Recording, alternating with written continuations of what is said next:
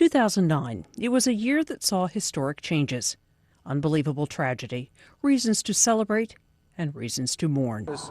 In January, the world witnessed the historic inauguration of the United States' first African-American president.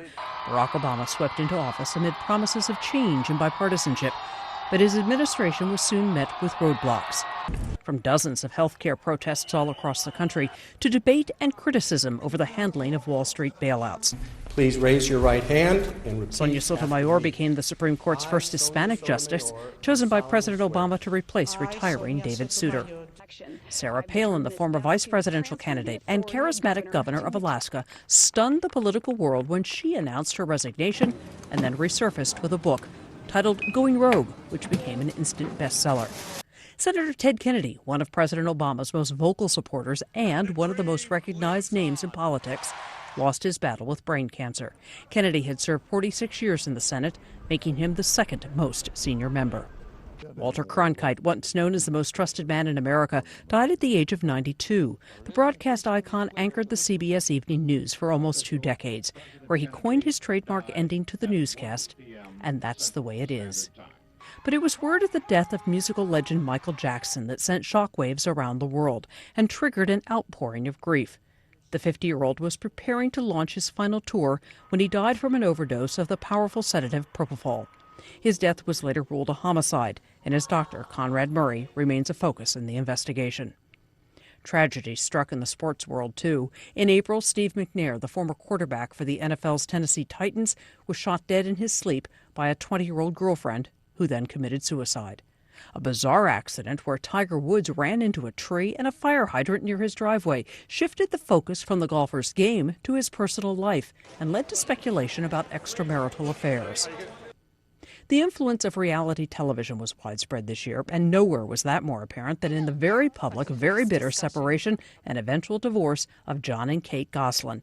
The two starred in John and Kate Plus 8, their own reality show with their twins and sextuplets. Also coming soon to reality TV, Nadia Suleiman, the woman known as Octomom.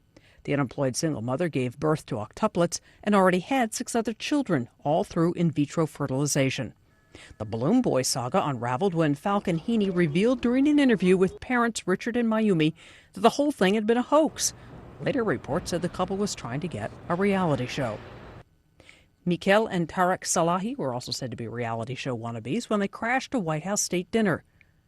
The downfall of Bernard Madoff came full circle when he pleaded guilty to running a massive Ponzi scheme that defrauded thousands of investors of billions of dollars and was sentenced to 150 years in federal prison. By mid-year, the Cash for Clunkers rebate program proved to be quite popular, but got mixed reviews on whether or not it actually stimulated the economy. Meanwhile, the unemployment rate shot up above 10%, and hopes for a quick end to the recession fizzled. The swine flu caused widespread panic and reached pandemic proportions in June, striking mainly young children and teens, forcing worried parents to wait in long lines for the vaccine.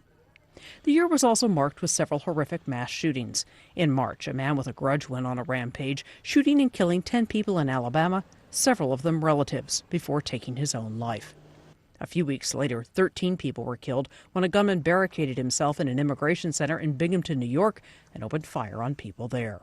In November, police say Major Nidal Hassan walked on to the most populous military base in the world and killed 13 people.